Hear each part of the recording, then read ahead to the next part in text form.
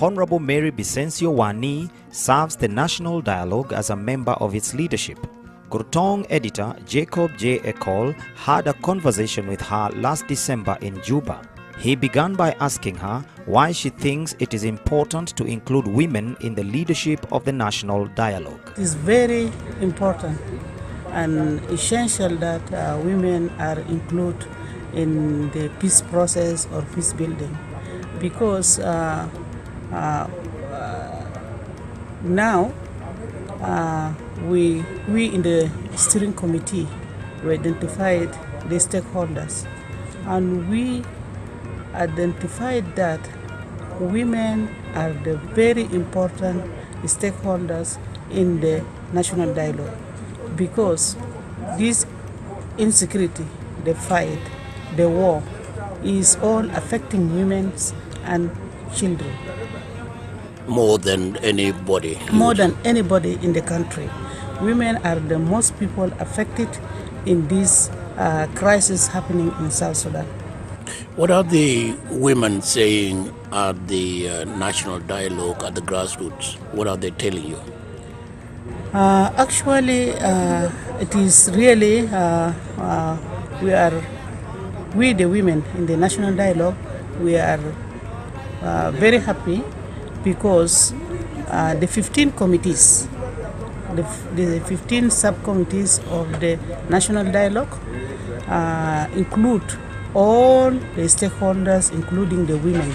In those 15 committees, the women are spoken, and the women cried out, and the women spoke a lot about the crisis, make them really vulnerable, and even they are the one right now living in the exile, and even they are the one now taking care of the children, because either the fathers, they are the one in the bush fighting or in the rebel side, or their elder boys, they are the one now carrying the guns, killing the people in the country, across the country.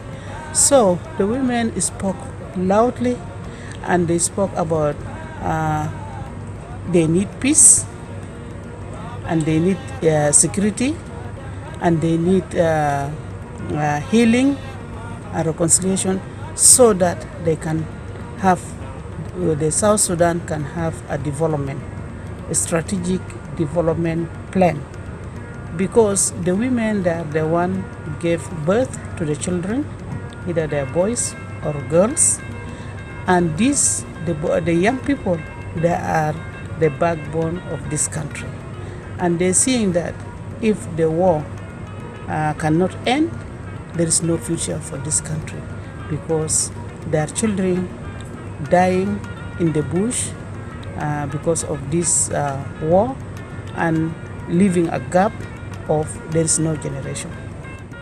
What about the treatment of women by people with guns in this war? Oh, the treatment is really, you ask this question, is really paining me, because the treatment of these people carrying guns is very brutal and very bad. First of all, when they go to area, let me just give an example of here in the town, in the capital of Juba, in some areas like Gudele, like Munuki, like Mangaten, or Kure. These areas, the people carrying guns, where they enter to that areas, first of all, we thought maybe they just go for looting or stealing, but they also include, when they loot and they steal all the properties on that individual house, they end up by raping the woman and raping the, if she has girls, raping the girls, all of them together, they will be raped. And even not now, in the after 2013, even they raped sometimes men. But now this, and this is not our culture, but now this culture is there, especially raping a women, and sometimes they kill them. Like the examples of couple months ago, a lady, the people will enter into the house at night and they kill the woman. We don't know what is the reason they're killing the woman. If they want to kill the man, because South Sudanese are crazy, I don't know why. They don't want this country really to exist or what, because all this, the killing of men and women, that means we are finishing our country. There have been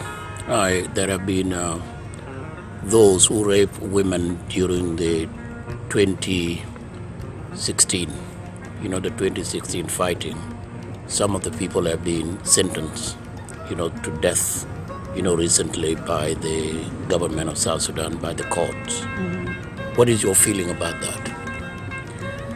My feeling about that, because this raping is really went randomly and become like a habit. It become like a habit, although it is not in our culture before. It become like a habit. And what the decision government took it, to me, I'm seeing that is the right way to start with, so that people can start fearing that if I do raping, I will be killed. I'm really feeling, I feel very good really, because that is the start. If from the beginning there is no raping and this happen here and there is some laws to handle that. But it become random and continuously and become a habit. For us to stop that, we have to take a very critical decisions. Yeah. Those who have been sentenced to death, the person who killed the journalist on that day in the hotel, those accused of rape, I think, have been sentenced to life imprisonment. Is that sufficient, do you think? Because of raping? Mm-hmm.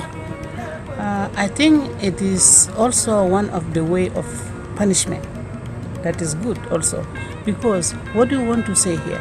We want to tell the people, if you do raping, you will lose your life. You will not enjoy your life. You will be in prison. Yeah. Well, Mary, any particular message you would like to give to the people in South Sudan, people in the diaspora, and so on, with regard to this national dialogue? My message to the people of South Sudan, first of all, this national dialogue is really a very important thing. We, the members of the steering committee, as the servants of this program, we are really feeling good because it gives the people of South Sudan chance to talk, to air out all the grievances. And when somebody is not happy and got a chance to talk, the things make him sad or unhappy, he will feel good. It will release the anger or the anger. So this national dialogue is really a very good initiative because give chance to the people to talk. And now our 15 committees came back from the grassroots consultations and brought back the people voices, the people of South Sudan across the country. They brought back the voices of the people, and these voices of people is really very important. This was raised in the grassroots. Regarding the diaspora, I was in diaspora. I was in US, and I remember when I was in US, sometimes what I hear what is happening here in the country, I feel bad, and I see like people are not the government here or the people here, they are not doing anything. But now I am here, and even I'm in the government. I'm a member of parliament, of national parliament, National Legislative Assembly, and I've been holding some committees. I've been the chair of public accounts, whereby to do accountability to the whole government expenditure, and also I've been chairperson of the petroleum, mining, energy, and trade, commerce, and industry. and after that I was appointed to the National Dialogue. People in the diaspora, we as the National Dialogue Steering Committee, we want the people in diaspora in all kind of the medias, if it is a Facebook or WhatsApp or Twitter, we want them to contribute positively. Because if we don't start contributing positively, we contribute negatively, we're fueling the problems. So if we contribute positively, it will make people take a break and say, look, these people saying this in diaspora. They are concerned about their country. They are concerned about the future of their children. So it will help in another way. To the people of diaspora, it will be good, but it will be better if we contribute positively in a way of, for example, in economic sector. If you're an economist, we know our people in diaspora, most of them, they're well educated and professionals. They have different professional and skills. They can contribute in a way of, for example, if we are economist or you study economic, you can contribute of how we advise the government of South Sudan to choose the system of governance, or at the same time, what kind of economy we want to help the country to build a good governance. What would you say to the people who are going to come in now to form the revitalization of the agreement? What would you tell them about the National Dialogue and how do they fit in? Yeah, we are really very happy, the steering committee, because now the revitalization is going well and the peace is going to be signed. And this is one of the pillars for us to bring peace to the country. The National Dialogue, the principle of National Dialogue all over the world, any National Dialogue is supposed to be independent, it's supposed to be credible, and it's supposed to be inclusive. So, for us here as a steering committee of National Dialogue of South Sudan, we try our level best. Now we are independent, and I think people outside there can know that we are credible, and also we try our level best to be inclusive.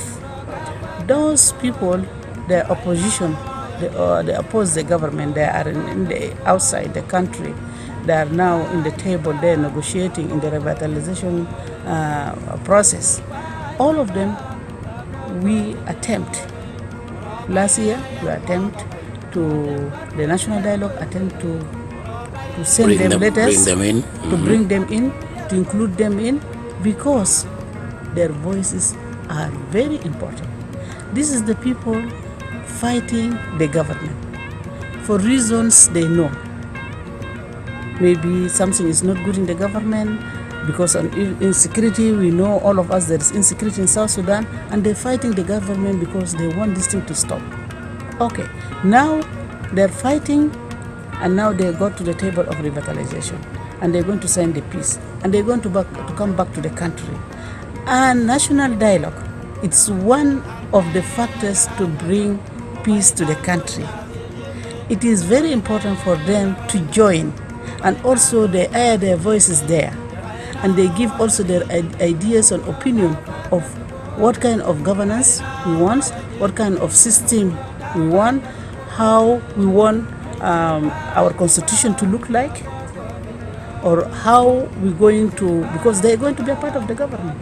We want them to participate, to start participating in the National Dialogue, so that we can go together and develop our constitution, new constitution, and policies to all institutions of our government. Mary, thank you very much indeed. You're welcome.